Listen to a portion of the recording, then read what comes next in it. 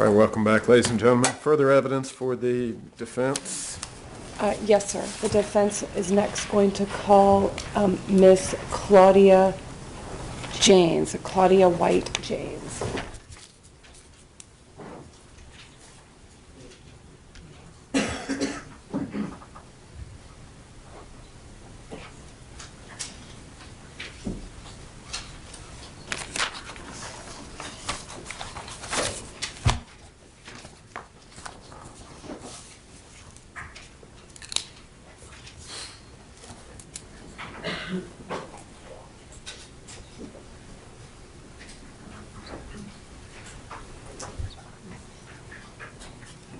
Did you put your left hand on the Bible and raise your right, please? Do you solemnly swear the testimony you give this court shall be the truth, the whole truth, and nothing but the truth, so help you God? Yes. Thank you, ma'am. Please be seated.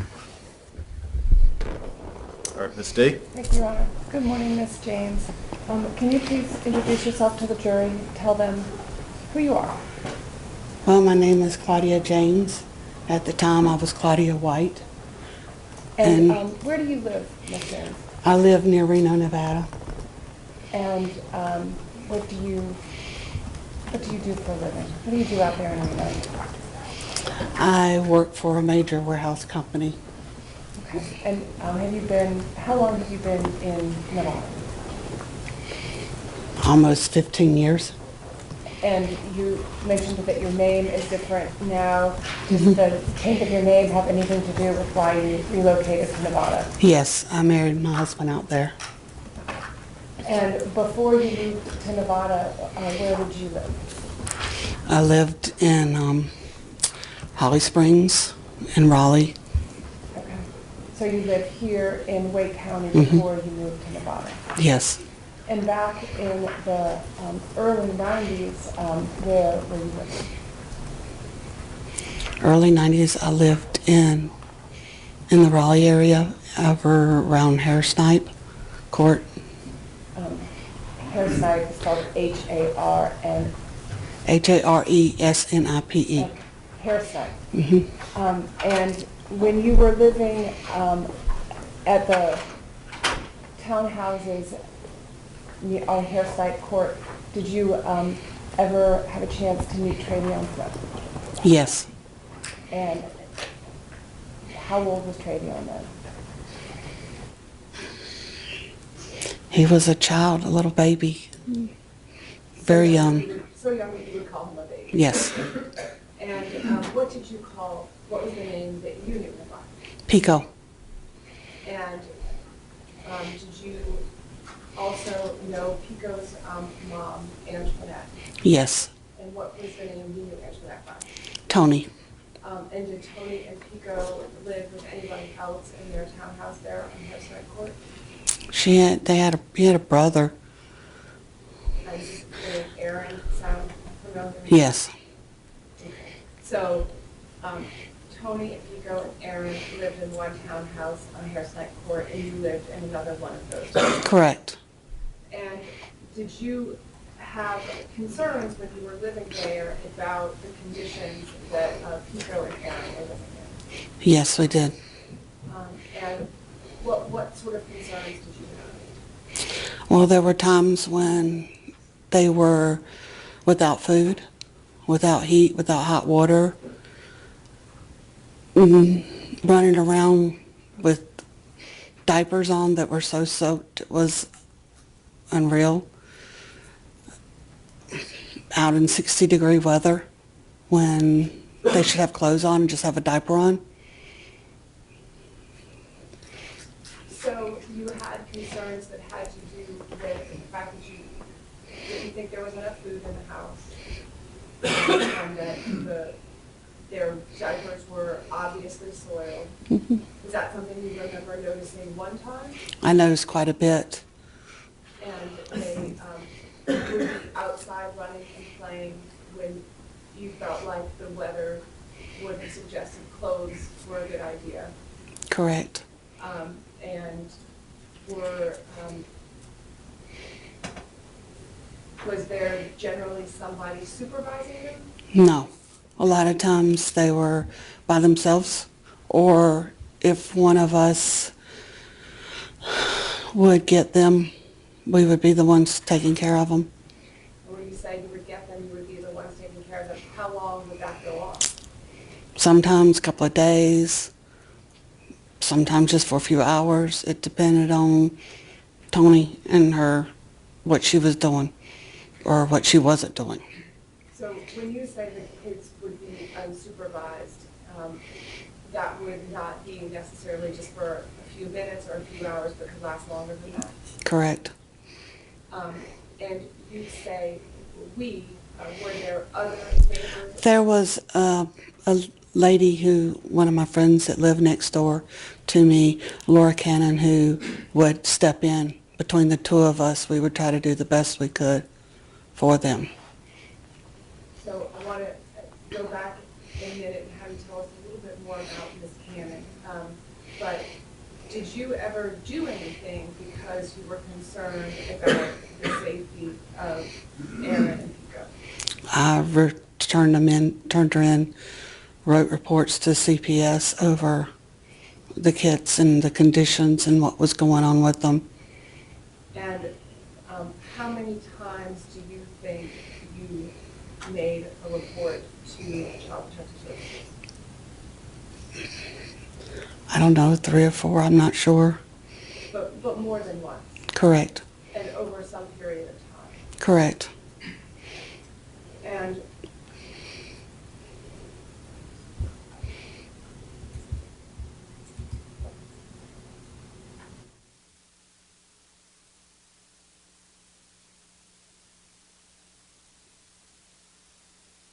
so you mentioned that there was another neighbor who you were friends with.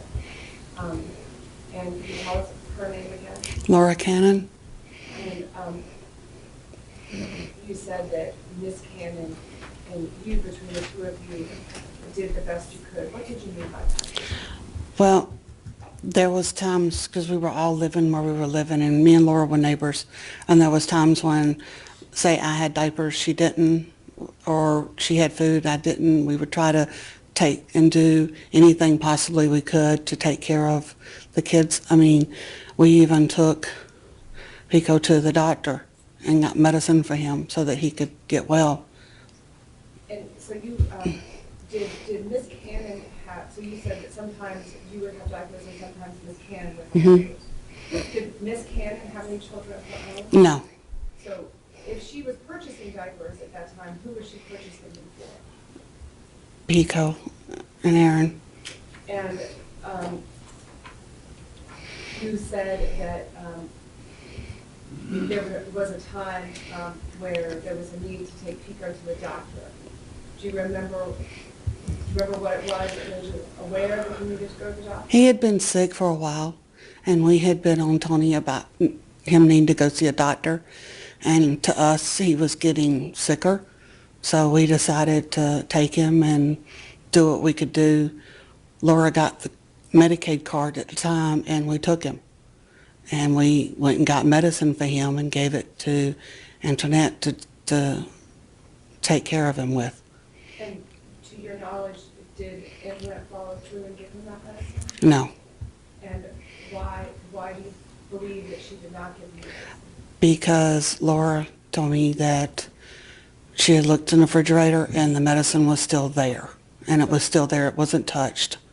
So it was something that had to be refrigerated? Correct. It was amoxicillin, I believe.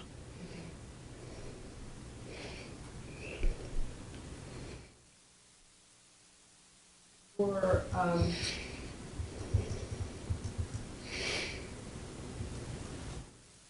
there people in that neighborhood who, well, tell me a little bit about what kind of activity there was in that neighborhood at that time. Okay, it was classified as public housing. So that is what I lived in. And they had a little park down below the hill where kids could go and play. The neighborhood was one way in, one way out. And it had a lot of activity. And mostly activity of children playing in the playground? No. So Cars. We had a lot of cars coming and going. We had a lot of drug dealing going in the neighborhood. And when you lived there, were there certain houses that seemed to you as a resident to be more involved in that drug activity? There was two of them that I knew of. There was more later I found out, but there was two of them that I knew of. One was a lady whose son was a big drug dealer, and then the other one was Tony's house. Tony would let people come and go whenever they felt like it, and some of them were the drug dealers. And do you have any, did you ever have a chance to go inside Antoinette's townhouse or apartment there? Yes. And, It was, the shape of it was not kept up. It was whatever was in there was in there. The kids had a bed, but it wasn't the greatest. It was more like a mattress, I remember, on the floor, but it was a bed. And with Pico being as small as he was, it kind of worked, but didn't. And of course there were stairs, and there was nothing protecting from him coming down, or any of them coming down the stairs. so even though Pico was a baby at the time, he slept on a mattress on the floor as opposed to some sort of crib or... Correct. And Or on the couch. so, and would Aaron similarly sleep on that same mattress or on the couch with him? Yes. And you mentioned that there were times when there was no heat in the home. Correct. Do you have any memory of what Antoinette would do for heat when there wasn't heat in the home? Nothing. And you mentioned that there some of the sort of safety features that people might have in a home with two young children. Were any of those present in this case? No.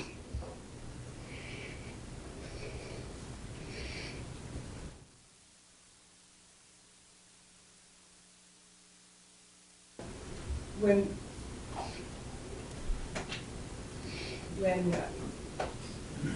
did both Aaron and Pico go to daycare? When they did go to daycare, it was when Tony would get up and put them on the van, but a lot of times they didn't go because she wouldn't get up. Or if they were with me or Laura, we would put them on the van and let them go, and then we would get them off the van. But a lot of times, no. So they had some sort of daycare arrangement, but sometimes they would still not go. Correct. And when they would go, well, let me ask you this. How long did you stay in Harriside? Oh, honestly, I do not remember. 3 or 4 years.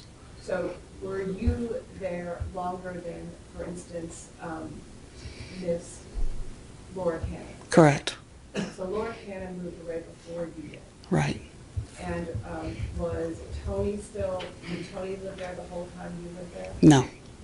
So you lived there longer than any of these other Mhm. folks. And during the time that you were there and Laura Cannon and Tony were both still living there, did you have a chance to see how Travion would interact with both Miss Cannon and with Tony? Yes. And can you tell us a little bit about what his type of interaction with Tony as opposed to with Laura? He was drawn more to Laura. Laura was like a mom to him because she really took care of him. She kind of disciplined him, did what a mom should do. And he was more drawn to her than his own mother. But she would go Tony would go and snatch him up and drag him back. It was just, he really liked Laura. And when he was older, and was there ever a time when he was older and was able to walk when he would get home from daycare, when you were still all there together? Or was he still too young? I think he was still too young.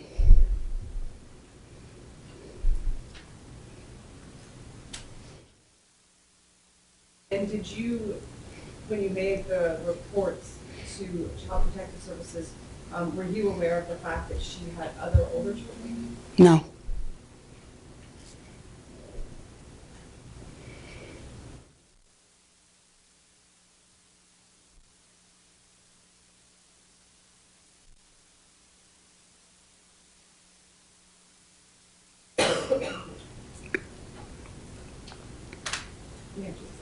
Yes.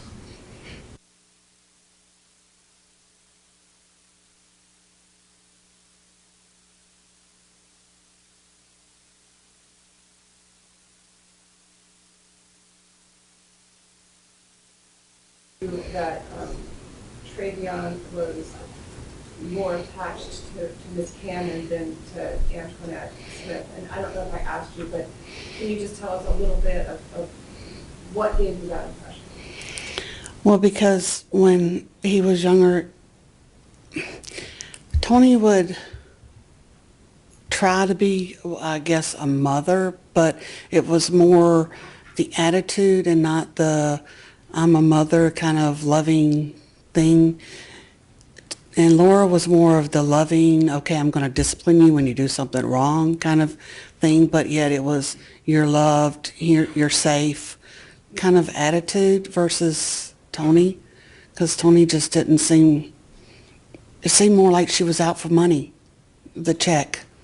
And what do you mean by that? Okay, at the time, if you had a child, you would get money from the state as well as you would get welfare, you would get help. And that's what she seemed to be out for, was more of the food stamps, the checks she would get each month versus really taking care of the kids. Because she would even take her food stamps and would sell them for money. And it would be, usually it's like 50 cents to the dollar. And she would sell them just to get whatever she wanted to eat or to get drugs maybe, or drink. But you were aware of her sometimes selling the food stamps that she Yes, and she got the food stamps because she had the two boys in the home. correct. And you mentioned that there was sometimes not food in the house. That was one of the concerns you raised when you made the Child Protective Services reports. But you also mentioned that just now that that Tony would sometimes use the money she got from selling her stamps to get things that she wanted. Correct. Is there a difference in sort of how she seemed to act towards the food that she wanted and the food that she wanted? There was times when she would be eating something and the kids would be like, I'm hungry, can I have something? And she'd be like, no, you ain't getting it, it's mine, go, get away. And we just looked at her, and of course one of us would go, if we had the food or had something, we'd give it to them because they're hungry, they're growing, they need food. And was there an instance where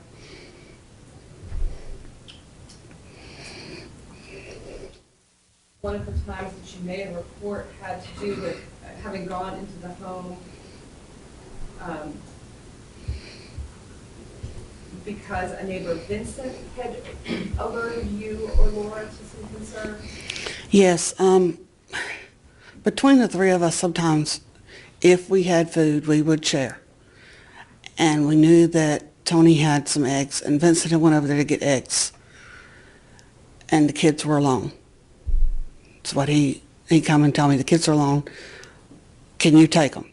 Sure, I'll take them. I'll do what, whatever needs to be done. And he had to get Laura up because, again, Pico wanted Laura.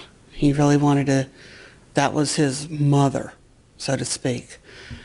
And so it worked out like that. But it's just upsetting because she wasn't home. Nobody knew where she was at, and the kids were home alone. And the neighbors didn't find that out because she alerted them to anything. It was because one of the neighbors went in the house to see whether she had any eggs.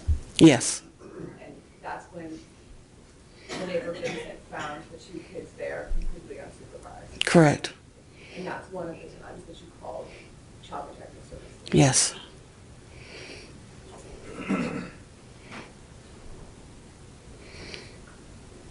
And do you know what Tony would do if she was having trouble getting the boys to go to sleep?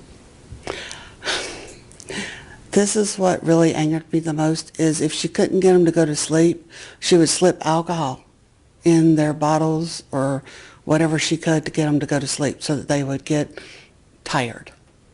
Or she would slip some sort of medicine that might have a sleep aid to it so that she could get them to go to sleep so she could do what she wanted to do. Because I remember an incident where she had given one of them a bottle of beer, and I thought it was apple juice till I realized it was beer. And was that sort of a theme from your perspective that? When she wanted the kids out of the way, yes. Instead of giving them to one of us, she would do that.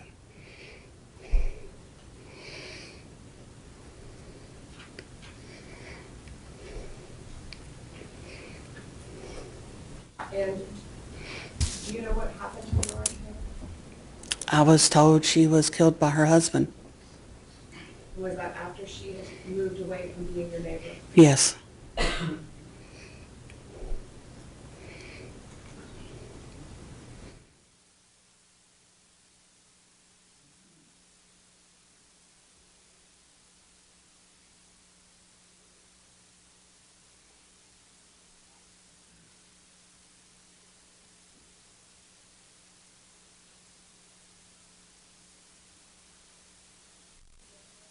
Yes.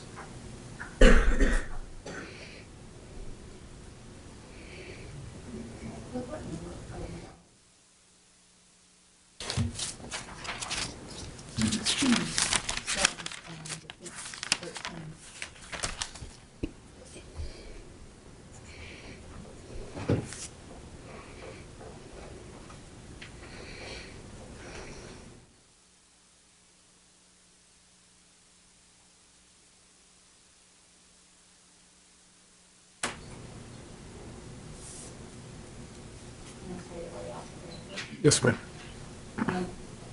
Miss James, I'm I'm showing you 3 pictures that have been marked Defendants Exhibits 13, 14, and 15. Can you take just a minute and look at those and see if you can tell what they are?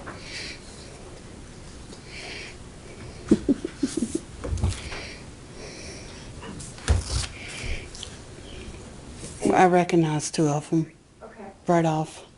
And can you tell us the picture that's on the top, which should be Defendants 13? Do you know who both of those people are? Laura Cannon and Pico. And is that a fair and accurate picture of how they looked during the time that you were all neighbors to their family, have said? Yes. And you said that you recognized another one of the pictures. Can you tell us which exhibit number it is that you're talking about? 13. 13, is that, and can you tell us what that picture is of? Because that's Pico. And is that a fair and accurate picture of what he looked like when you all lived there together? Yes. And is that a picture that you recognize from your family's home? The first one, yes. And The, if you don't recognize or you can't identify the third picture, ma'am, you can just set it to the side. thank you. And Your Honor, at this time, we would ask to publish those 2 pictures to the jury. Could you turn over and just read the number on the back of the first picture that you referred to? What you're referring to is, The first one Yes, was ma'am. number 15, all right, And I would obviously ask to have you admit first. okay. and the second one was 13. All right, so 13 and 15 are admitted, and yes, you may publish them. Any objection from the state? You wish to have them handed to the jurors? All right, bailiff, if you pass those to the jurors, and again, you can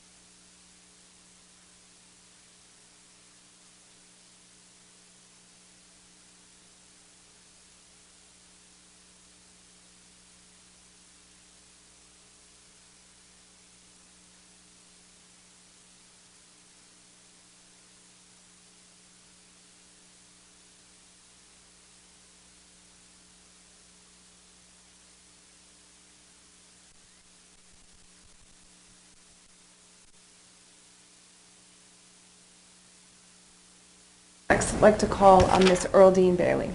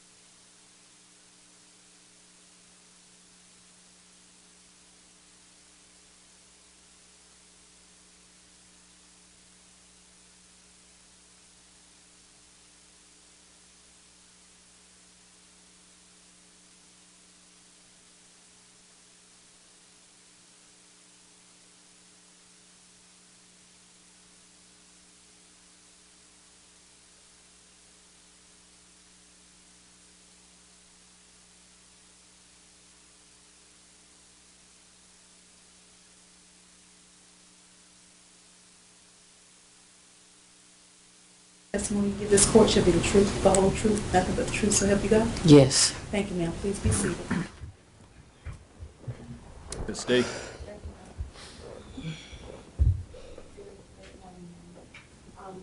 Ms. Bailey, could you please introduce yourself to the jury? Yes, my name is Earldine Bailey, and I'm the grandmother of Travion brother Aaron Magruder. Okay. So, you are Aaron's grandmother. Yes, And Aaron is Travion's brother who's closest to him in age. yes. And what sort of relationship have you had with Aaron? Oh, it's been a great relationship. Aaron, thank God, was a wonderful young man. Never had no problem with him. And you know Aaron quite well. Repeat your question? And you know Aaron very well. Yes. And why do you know Aaron so well? Car racing from 3 years old till he graduated from Broaden High School. Went to the Marine for 4 years. Married.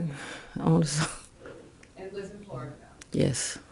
So you had Aaron with you pretty much, you said you raised him, so you had him with you pretty much all the time from when he was 3, 4. Yes. And how old was Aaron when you first became aware that he had been born? 16 months old. 16 months. Yes. And do you remember how it was that you became aware that he'd been born at 16 months? Well, I came home one evening and his mother, Tonette, and Aaron was there, and my son, which is Aaron's father, Terrence Magruder, said, Mother, said, this is Tonette and Aaron. I said, yes, I watching television. And he kept repeating the same question. So I just happened to look at him. He said, Mama, this is my son. So I looked, and really he was looking just like him. So You knew as soon as you saw Aaron that day that he was your grandson? yes, And pretty soon, so you said he was 16 months old when you were first aware that he'd been born. yes, And pretty soon after that, you started to help with him. yes, And then from 3 on, he was with you all the time. yes. Now, being Aaron's grandmother and the person who raised Aaron, did you have some chance to see Travion some when he was growing up? Yes. And did Travion live far away from you? I was living in the downtown section on Edenton Street, so there's approximately about 3 to 5 miles on Pool Road at the time, to my knowledge, that Travion was living with his father and stepmother. So once Travion was living with his father and stepmother, you know they were living on Pool Road. Yes, I don't know as a location, but I hear that's where they were living. And did you know that, were you aware of them moving around some, or was that basically the one address you knew? That's the only address I knew, location rather. And what kind of relationship did Aaron and Travion have when Aaron first came to live with you? Well, to my knowledge, they had a good relationship. Aaron kind of took Travion under his wing, and whatever he had, he would give it to Travion. And, you know, things changed after he lived with his father. So were they pretty close when they were little? Yes. And are they close in age? Yes, I think it's about 1.5 years or something like that apart. And did they seem to have a fairly normal relationship for Far as I know.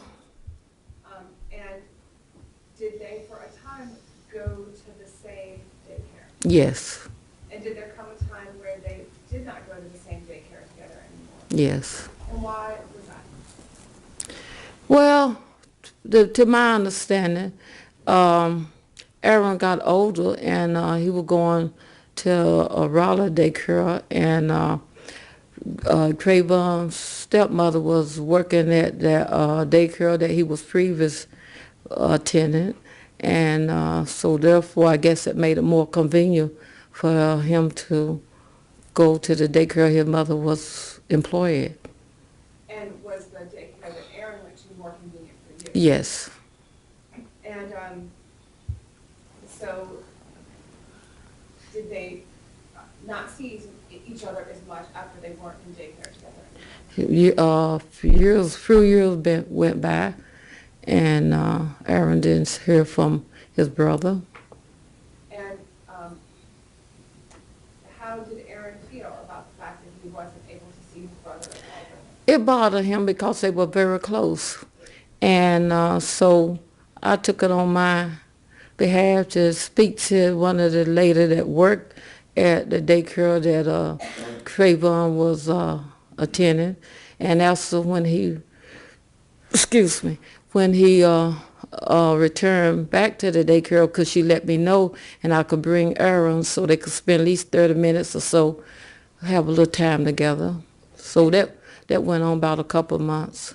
So for several months you were able to bring him, Aaron, so that he could visit? Yeah, and the saddest thing, Travion didn't even know him.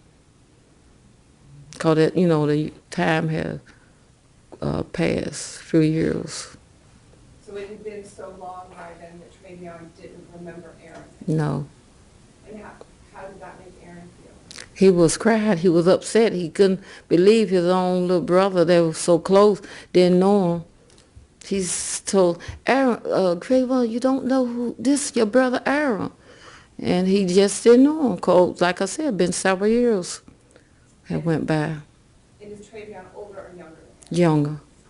So if Aaron was 3 when he came to live with you, Travion would have been?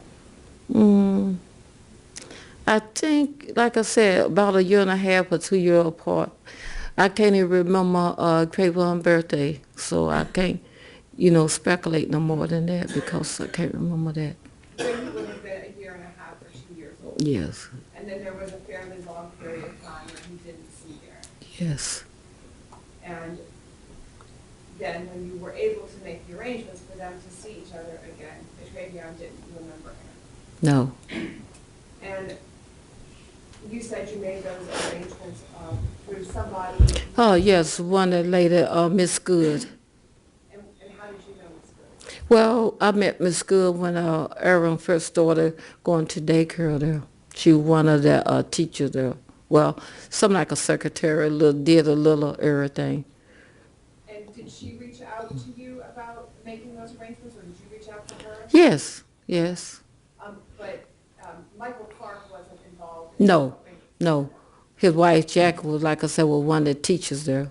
Okay. And did, when Aaron was growing up, did he have a chance to go and spend time with his other brothers in Franklin? Yes. On vacation every time they went on vacation, Aaron went with them. And would he stay with them other times besides? Oh, yeah, on weekends, church function, yes. Would he sometimes go and stay for longer than a night?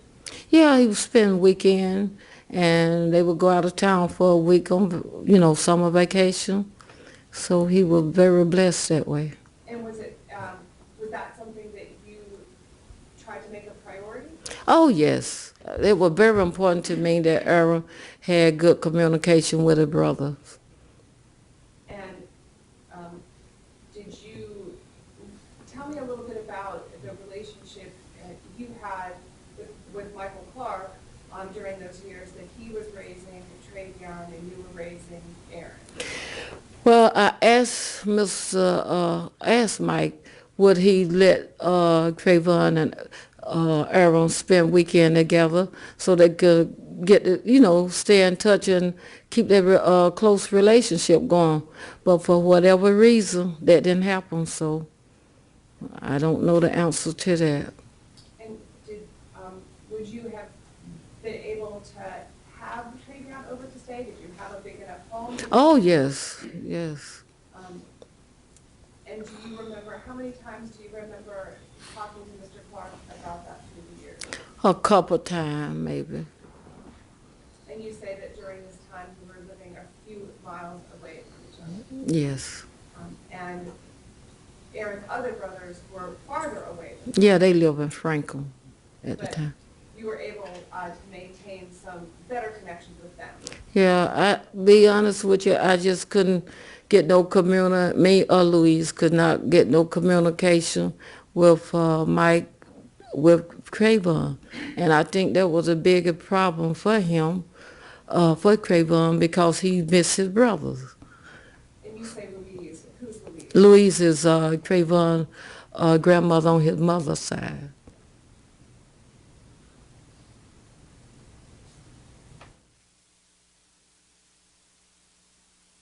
And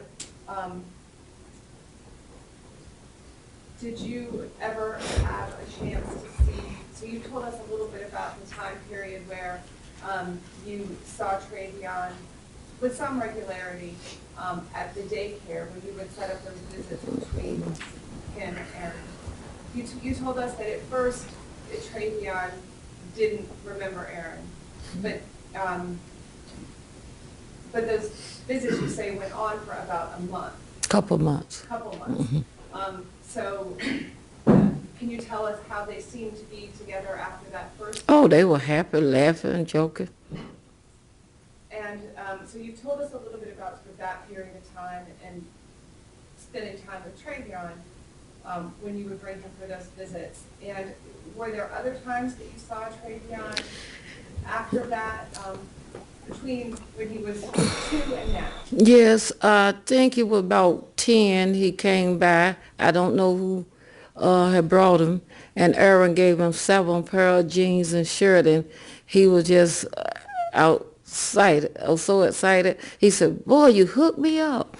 And a few years went by before we saw him again. And he came by one day, and he had hooked school. And I fed him, and I said, "Now you know, you definitely need to be in school. Go home, and please stay in school and stay out of trouble."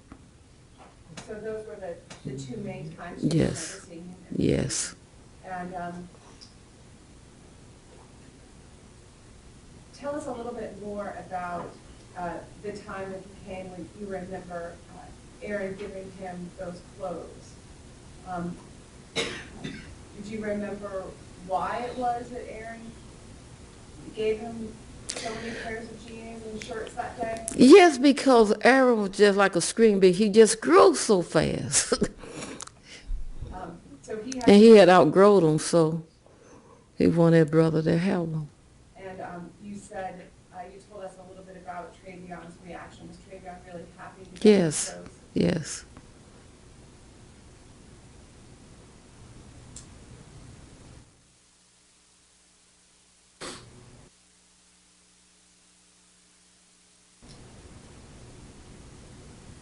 So you didn't have a lot of interaction with him. Did you ever see him up in Franklinton? No. And would you take Aaron to Franklinton for family functions? Yes, but most of Aaron, Aunt Binky, would meet me halfway or tell me where she could, what, and then sometime I would take him down there myself, depending on the situation, because I work all the time. Right. Because you still work. Yes. And do you work easy hours? Well, I work crazy hours. Like last night I worked a dozen hours and came home to be here. Right. We appreciate it. Yes. But even working all those hours, you were able to coordinate with the folks in Franklinton. Yes. Still do. And even if it was that someone had to come and meet you halfway, Yes. there was always a way to figure out how to do it. Yes.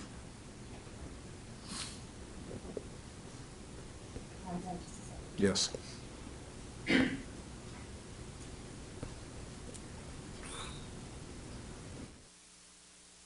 And Ms. Bailey, you have, you're from Raleigh, right? Yes. And so you're in a situation where you sort of know a lot of the folks in the different generations of Travion's family, as well as the folks up in Franklinton. You know a lot of the different folks that are involved in these families, right? Yes. And do you know Travion's grandmother? Yes. Louise Smith. Well, do you know his grandmother on his father's side? Yes. And Christina. Christiana. Yes. And do you know Travion's father? Yes, I know of Michael. And you've mentioned talking to him through the years. Yes. And what's his name? Michael Jenkins, I think he going Jenkins. That was his mother maiden name, I think it was. Okay. Christiana's maiden name? I think so. And so you knew him as being Christiana's son, and later you knew that same person that you knew as Christiana's son was Travion's father. Yes. And through your years of knowing Christiana, who is Travion's grandmother, have you been aware of any issues or problems that she's had? Yes, shortly after she graduated from high school in Zebulon, North Carolina, she met, a few years later, she met Michael father, June Piltman, and they moved up north. They would come home during the summer, and she stayed with her people. He would stay with his, and over the years, they had a little girl. Mike had a sister, and one time they came home, and June Pippin dropped them off and never came back. And Christiana had a nervous breakdown, and as you know the results of that. For decades, she been out there on the streets. So you say out there on the streets? Oh, like as a bad personal, how you want to describe it? She's been homeless for Yes. an extended period of time. Yes, And several decades. several decades. And to your knowledge, has she ever been able to work or do anything like that since? Not since that situation occurred, to my knowledge. And as you say, that was several decades ago. Yes.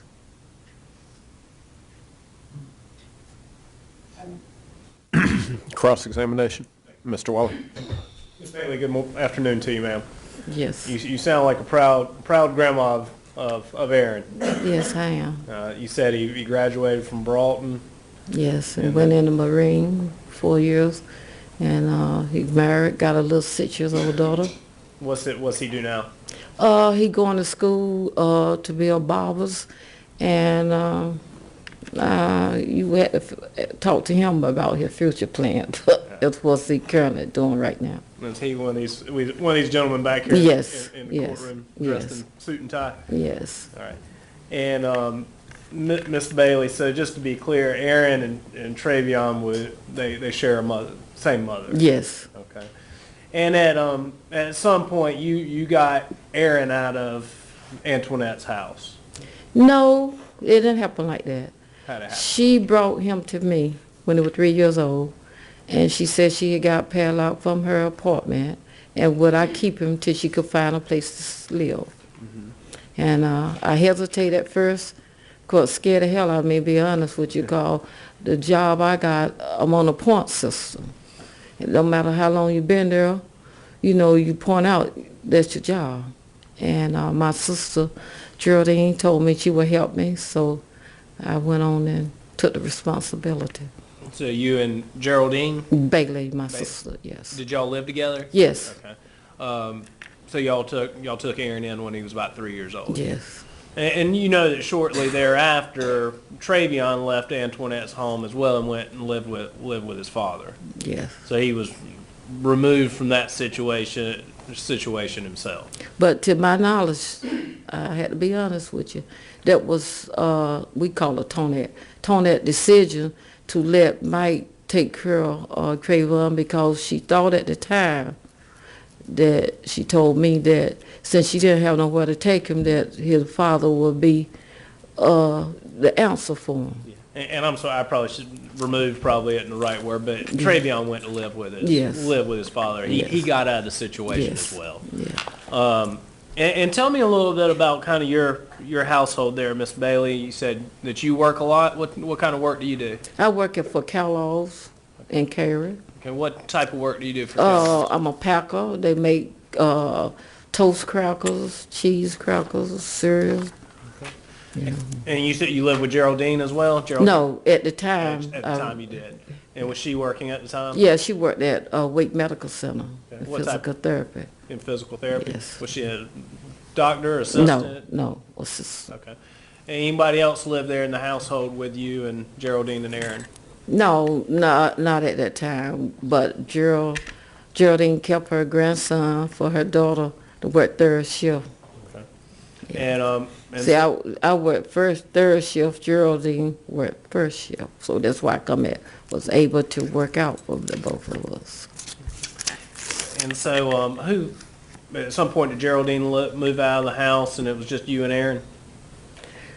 No, that when we separate a household, Aaron was like 10 years old. Okay. Yeah. But he stayed with you? Yes. Okay. So, Miss Bailey, you said that at some point when Travion was 10 years old that Aaron gave him some clothes? Yes, several pair of jeans, shirts that he had outgrown. And then a couple years later, Travion came back by the house? Yes, he had hooked school. I fed him and I told him he had to stay in school, go back home, behave, and do right. But you said at that point he'd already quit school. No, he Would you- was about 12 years old. I didn't see him again until he was about 15. Came by looking for his brother. And had he quit school at that point? I do not know because, like I said, years have passed, so I didn't know what his situation was. And was that the last time you saw Travion when he was about 15 years Yes. old? Okay. Yes. Had any interaction with him No. since then? No. You mentioned growing up that him and Aaron were kind of tight, and that Yes. Aaron would take him under his wing. Yes.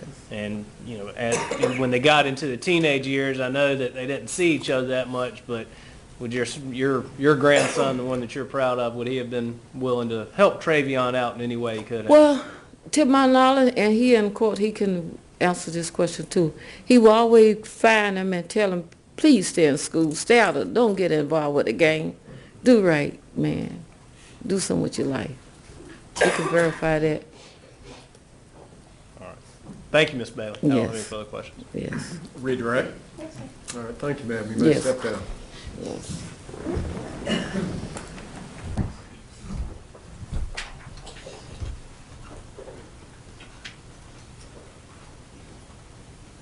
Further evidence for the defense? Yes, Your Honor, the defense would like to call next Dan Bierman.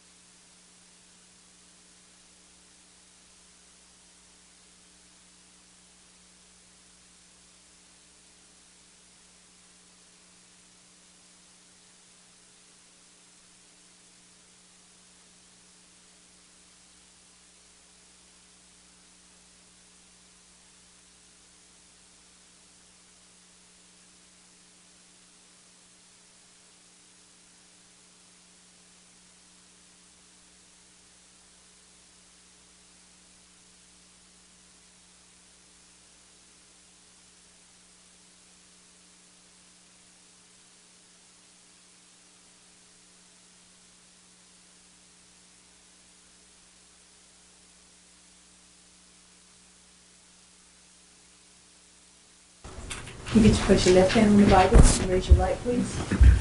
Do you solemnly swear the testimony you give this court shall be the truth, the whole truth, and nothing but the truth, so help you God? I do. Thank you, sir. Please. Yes, ma'am.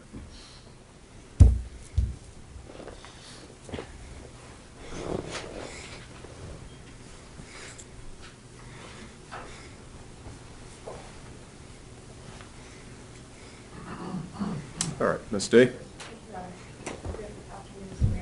Good afternoon. Can you please introduce yourself to the jury? Sure.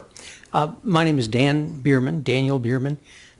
I live in outside of Asheville, North Carolina, in Fairview, and I am here to talk about whatever these folks ask me about.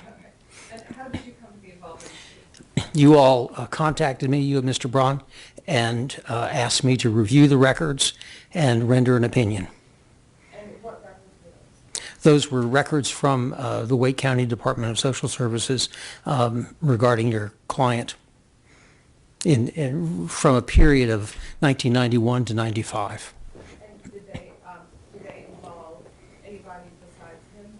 And they involved his mother and his brother. And do you remember the name of the brother that's also involved in those records? Aaron. And what qualifies you to review that? Well, several things qualify me. My education, which I'll mention and describe a little bit, and you can go further with that as you will. I have an undergraduate degree from St. Andrew's Presbyterian College in Laurinburg, North Carolina. From there, I went to a joint degree program at the Divinity School at Princeton and the Graduate School of Social Work at Rutgers, both in New Jersey. So those were both professional programs that gave me a foundation to understand human behavior and other issues about how people behave and why and in different contexts. That was something I was interested in. I've also, my undergraduate, I was a politics major, so I've always been interested in public policy. From there, in the practical world, I began to learn, this is when I was at the Graduate School of Social Work at Rutgers. I had an award to work in a project that was funded by the Law Enforcement Assistance Administration, their Office of Juvenile Justice and Delinquency Prevention. And it was a prevention project in Trenton, New Jersey, and I began to learn about how to keep young people out of difficult situations, the juvenile justice, criminal justice, and mental health worlds through through creative programming that was sort of upstream, if you will, and so those were my academic. That was my academic experience. When I left the school world, came back to North Carolina, and began working. Had spent 4 years in sort of a clinical world of social work. I worked at Wake Forest Baptist Medical Center. I was in the pediatrics department. I was a full-time faculty member there, and doing hundreds of evaluations of young people, children usually under the age of 6, about whom there was some question or concern about their development and some problem in their development. I then spent a year working at the child guidance clinics doing psychiatric evaluations and treatment. So I began to develop a sort of a clinical interest in what happens with young people as they develop. What do they need? How do we deal with their deficits? How do we help empower their parents to provide the best possible place for them to grow? I went from there to the Department of Social Services in 1981, 80 I believe it was actually, and I went there because a grant that I was operating under ended, and I ended up being there and beginning to learn more about what they did. I'd never worked in that setting before. So I was there for 21 years. And in that time, I learned a great deal about how child welfare systems work, how all of these safety net programs that are a combination of federal and state and local funding there to help people who have challenges in their life, how those worked. That then led me to being invited to join the faculty of the social work program at UNC Greensboro. I was an assistant professor in the Joint Master of Social Work program. It was a joint program between North Carolina A&T and UNC Greensboro, and I came there specifically to focus on teaching students how to work in the child welfare system. So at the time of your retirement, you were working as a professor at UNC Greensboro. That's correct. And prior to being full-time at UNC Greensboro teaching in the social work school, you spent 21 years, I think you said, at the Department of Social Services in Forsyth County. Correct. And during the time that you were in Forsyth County, were you in a supervisory role part of that time? Yes, I was in supervisory role actually all of that time. And so did you have some direct experience working with families while you were also working in a supervisory capacity there? Well, yes, I did a variety of things. That's a world in which you can't not be directly involved because of the nature of the work. But I was pretty intentional in my involvement, in that I one of the things I learned as a direct worker was that it was really, as when I was a line worker, that it was really important to have supervisors who knew what they were talking about and who knew what I was doing and who knew what the obstacles were. So I made a point of regularly going into the field with my social workers, and I thoroughly enjoyed doing that. I learned from it every time I went. I did the same with my grad students and would go out with them and ask and that was in probably 15 or 20 counties in North Carolina, would ask them to take me on a home visit and show me how you do it. So you had both direct experience working with families in need of protective service, as well as teaching countless social workers here in North Carolina, and also supervising other social workers there in Forsyth County. That's correct. And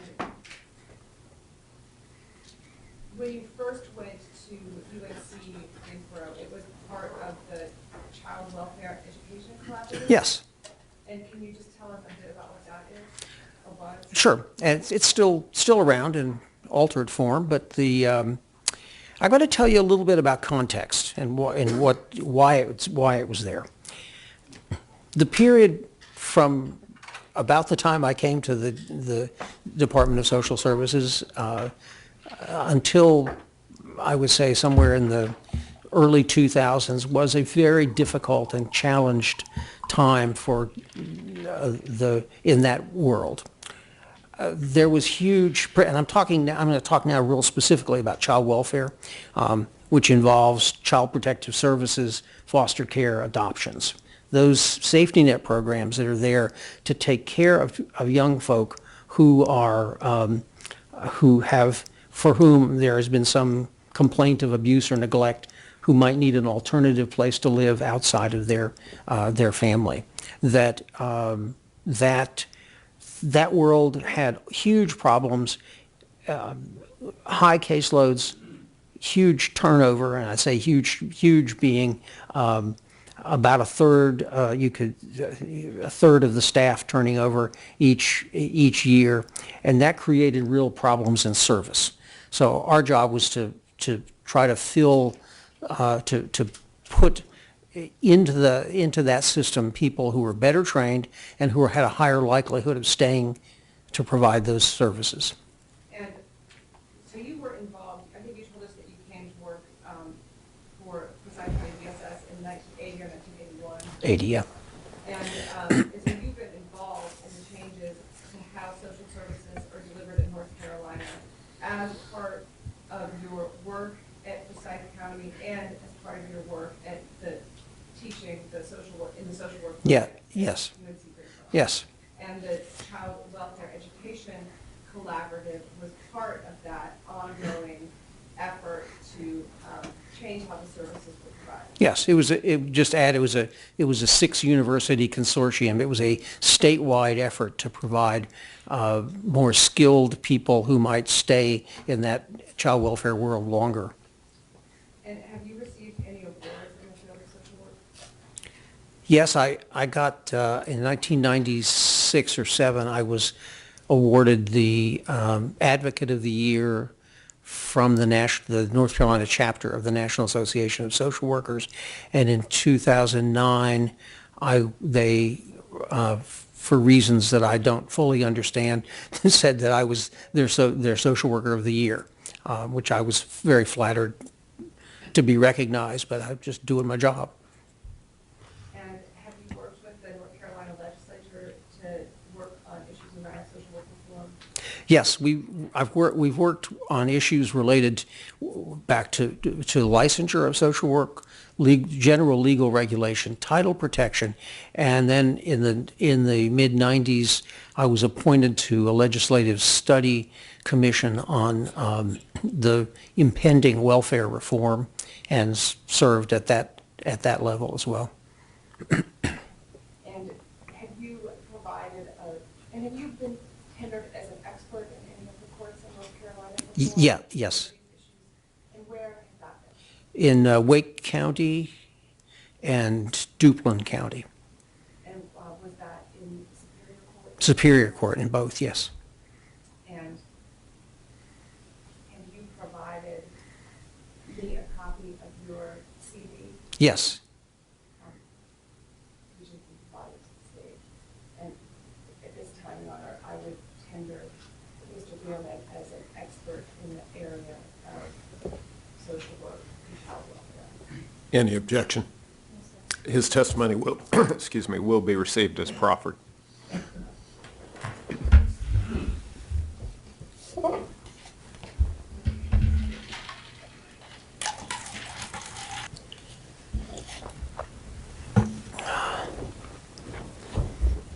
So before turning to some of the specific records and issues that Mr. Brown and I asked you to review in preparing for this trial, can you tell us a little bit about how the terms abuse and neglect are used in the context of child welfare?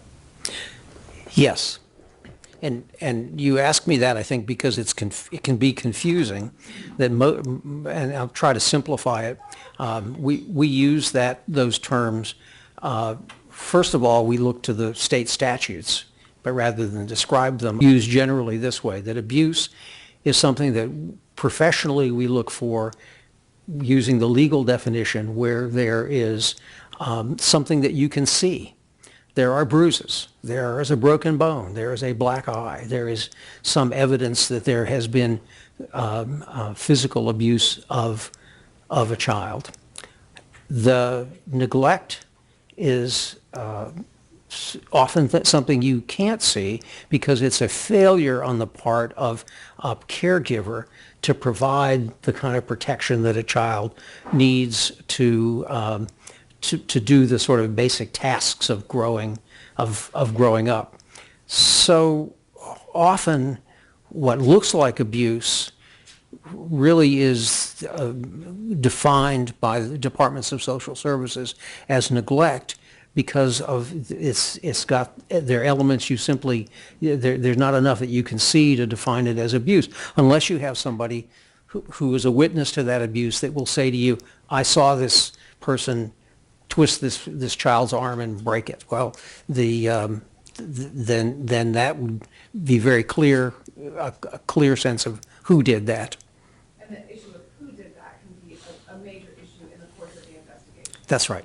So there can be an injury, but a lack of clarity as to how the injury was. That's right. And when that happens, what looks like abuse to most folks ends up being defined in the social service world as neglect because it is something you may be able to see some evidence that a child has a bruise, for example, but you don't know where it came from. And you don't know who did it, and you're looking to make sure the child has good caregiver, so you say, well, the caregiver neglected to... So the label then becomes neglect because the failure on the part of the caregiver is clear, and whoever might have given the injury is unclear. Correct. So, Mr. Bierman, I know we've already mentioned this a little bit, but you were asked to review some records in this case. Yes. And to clarify, the records that you were asked to review all pertain to Antoinette, she was Smith at that time, and her two youngest children, Aaron Smith and Travion Smith. That's correct. And what is the time period contained in the records you were asked to review? They started in December of 1991, and they ran through to April of 1995. Okay. And looking at those records, are there specific dates on the reports of suspected abuse or neglect? Yes. And do you have a copy of those records? Yes, I do. And do those records have some handwritten page numbers on them? Yes, they do, at the bottom of the page. And would it be helpful if, during our conversation, either of us needs to refer to a page, we could refer to it by the page number that's Yes. referred to with the records? So, based on those records, do you know when Travion was born? Yes. He was born December 6th, 1992. Now, can you tell me the specific dates that are on the records that you were asked to review? Yes. The dates- first, Reports of abuse and neglect, I should have clarified. yes. Yeah. With one caveat, I'll go through and get the first one. Yes. Do you want me to tell you the dates? Yeah, if you could Okay. just tell us the dates. The first one was, in the record, was 12/30/91. The second was 7/24/92. Now, the remaining two are, were investigated as one. It's 1/24/94 and 2/16/94.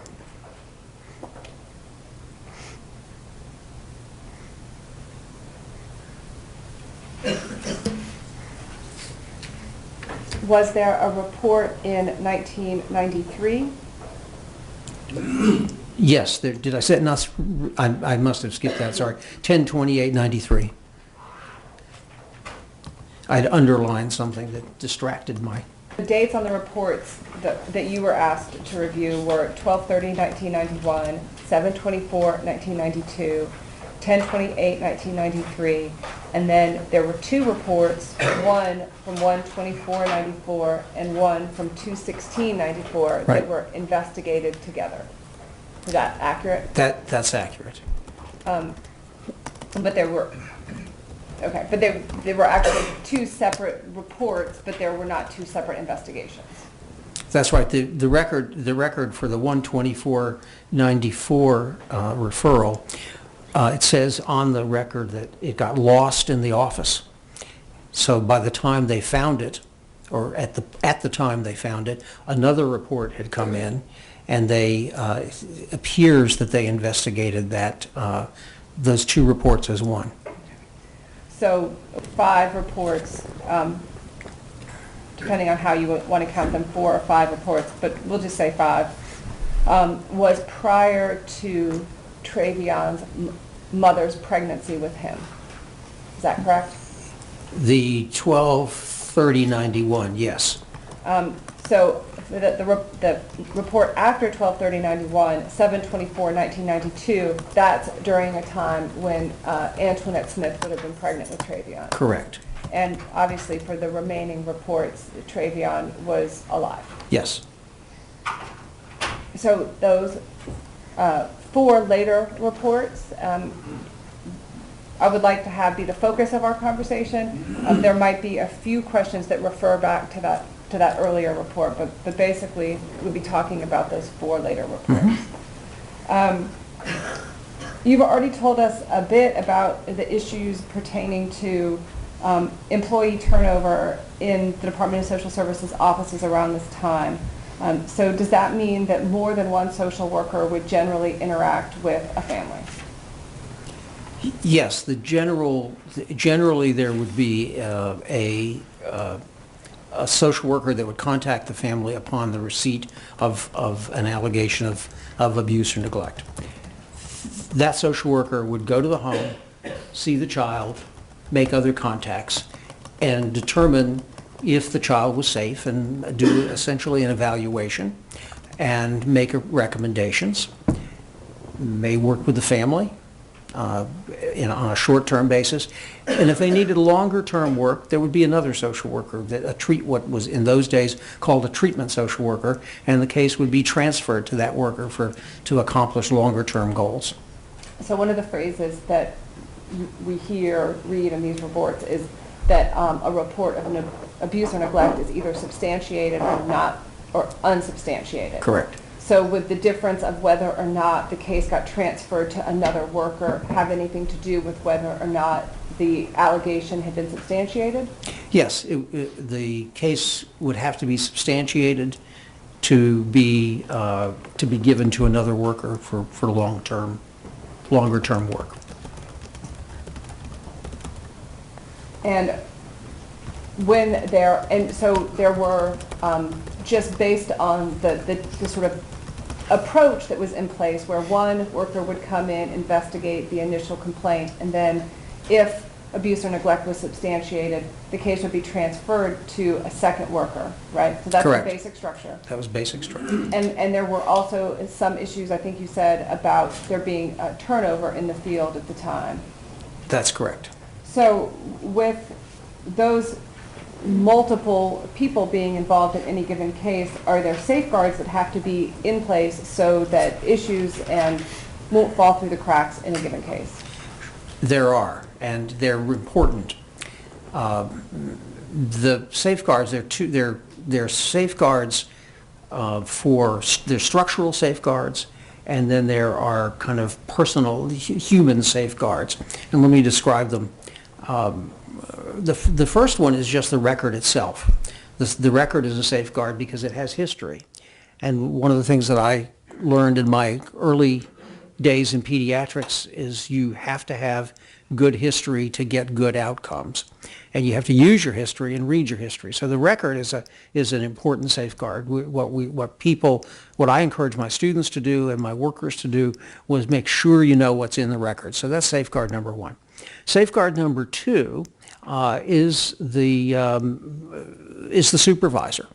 The supervisor is there to assist the worker in getting their work done, but they're to sort of overview and make sure the worker is using good methods and has identified the higher risk families and is doing the appropriate kinds of interventions.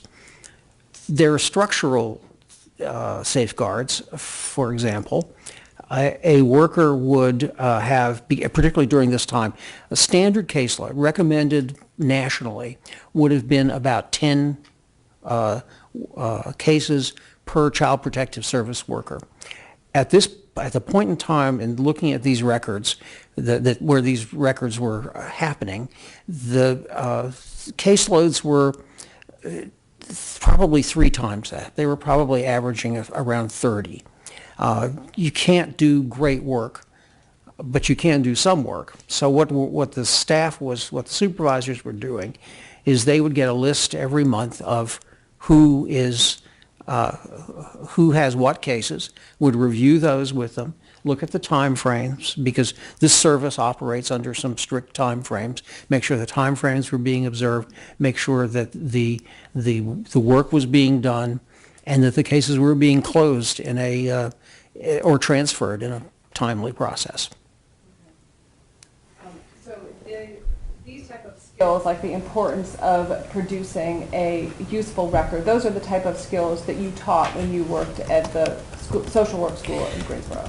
Yes, and part of what we taught was, if it doesn't get written down, it didn't happen. Because part of what we have to be able to do is, if there's a question about what we've done, it needs to be evidenced in the record. And it's interesting to look at records in Wake County. They're very similar all over every place I've looked, but there are a number of places where you can document things. So sometimes it's written, it's typed out narratives, sometimes it's just little handwritten notes, but as long as it's in there, that's what we taught was crucial. And that was what the state, that was the state of North Carolina, who oversees all of these county departments of social services. That was their standard as well. So to be clear, each social worker who worked on the case involving Antoinette Smith and her children should have had knowledge about what had happened and what had been reported previously. Yes. So I want to now turn to these 4 reports that happened from the time Antoinette is pregnant with Travion until this case is closed. Okay.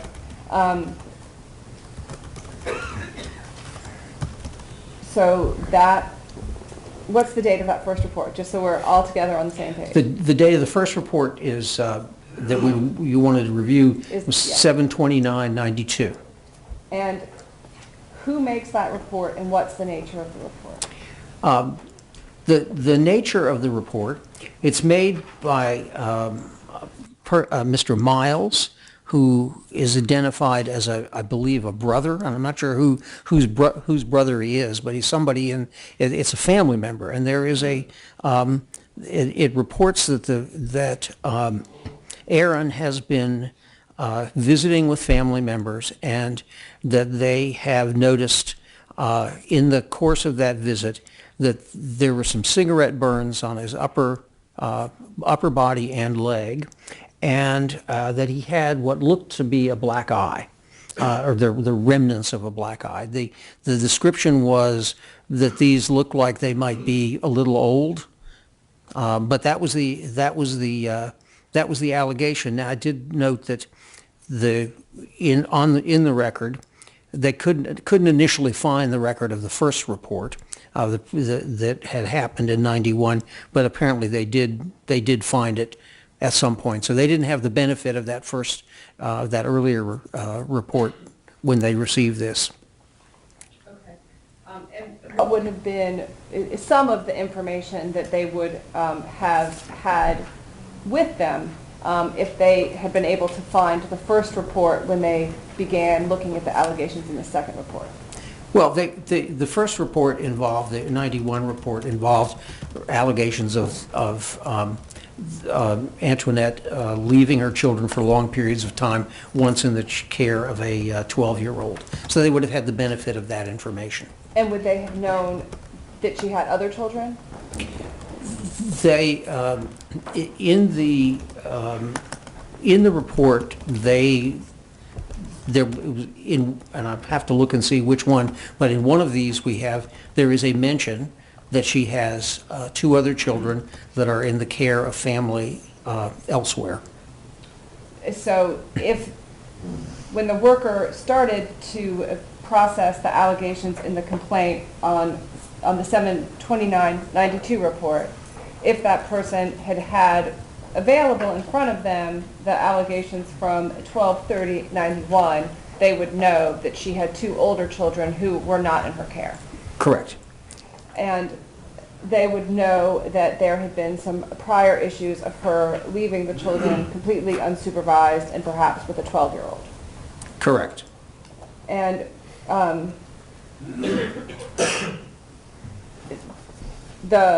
if you look at page B 2815, which is the narrative section related to the report from 7/29/92, you read that top line. Does it give you does it refresh your recollection of what the relationship between this complainant and Aaron was?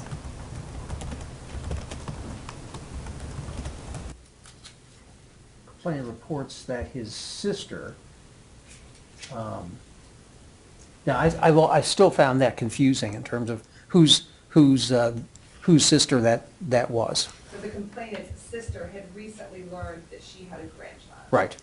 And that grandchild was Aaron. Oh, that's what it looked like, but it's still written in a vague fashion to me. Okay. So these were some paternal family members of Aaron's Right. who were concerned about him having what appeared to be a black eye and cigarette burns. Correct. And are abuse or neglect substantiated at this time? The worker visited Antoinette and Aaron. They were at that time living in the family shelter at Salvation Army.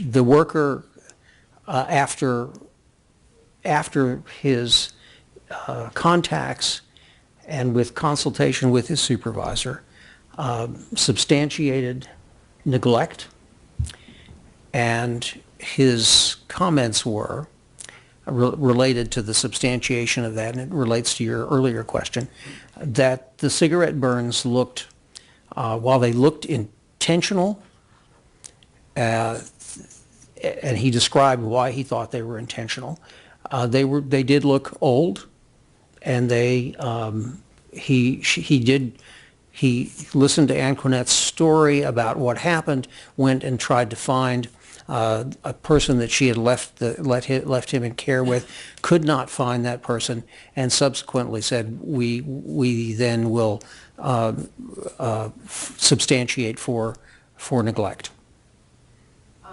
So the worker went and had a conversation with Antoinette, Correct. and Antoinette said, well, somebody else was taking care of him, That's right. and that person must be responsible for these burns.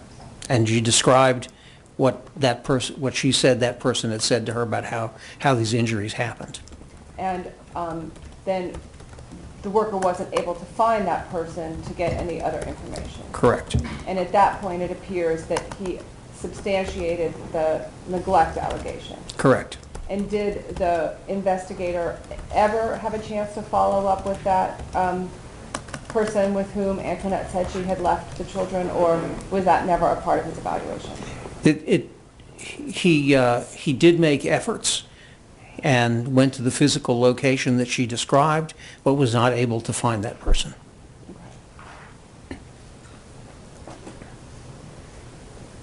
So now there is a case open, and did that case get transferred to the other type of worker that you mentioned earlier? Yes, it does, and again, that would be one of those where the new worker is going to read what's been written by the investigations worker, including, and just add some, including comments about his observation that he didn't, it appeared that bonding between the mother and the child seemed to be kind of weak from his perspective, and this is somebody who goes out and sees people, sees the bonds between mothers and children all the time. So I value what folks who do that say. So he transfers it to social worker Cynthia Johnson in September of '92. She's a CPS treatment worker. And Cynthia Johnson would have had the benefit of reading the prior report. Yes. So she would have read the investigation surrounding the 729 report that was made by Aaron's paternal family about the cigarette burns and the black eye. Yes. And she would have also had the benefit of reading the prior report. And if you just go back, just briefly, if you go back to page B, an easy place to find it, B2809. Mm-hmm. And you look there still sort of towards the top where it says who the complainant was for the 12/30/91 complaint. Yes. Can you read that person's name? It's hard to read. Does Yes, it look like it it might looks say like- Quentin Bullock? Quentin. Quentin Bullock. Okay.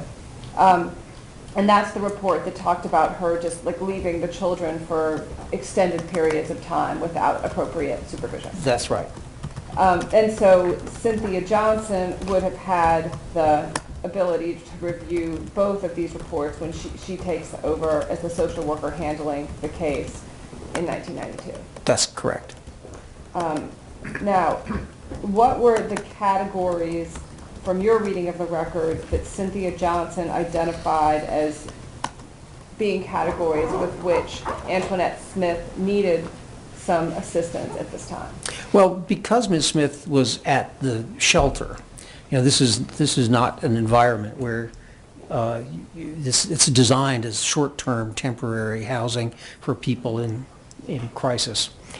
So she worked with Ms. Smith to begin a process of finding appropriate housing for Ms. Smith and her child, and that was where her initial effort seemed to be, was finding housing, a perfectly appropriate and good thing to do to get them stable and able to sort of move on into a better future. And she is successful in finding housing for her. It appears in the record that sometime in January that housing was obtained. So it took about 6 months, but she was able to help her find housing. Yes. And were there any other categories that she mentioned or seemed to focus on during this early phase of sort of being involved with Antoinette? There are a couple of things. One was during that time, she did have conversations with Antoinette about the possibility of Aaron living with his grandmother. It's not clear from the record whether that happened. This record is, in parts of it are very full and rich, and parts of it are sparse and very undetailed. But so she did that, and she also, once housing was obtained, there was some assistance provided to obtain beds and furniture and things of that sort. So it was focused on getting a stable place to live. And perhaps finding an alternative place for Aaron to be besides the shelter while the housing arrangements. It was mentioned, like I say, I don't know whether that happened or not. Ms. D, we're going to break for lunch. So, ladies and gentlemen, we'll be in recess until 2:30. Please recall all the rules and instructions I've given you throughout. If you'll leave your notebooks in your chairs and gather in the deliberation room at 2:30. Everyone else, please remain seated while the jurors excuse themselves.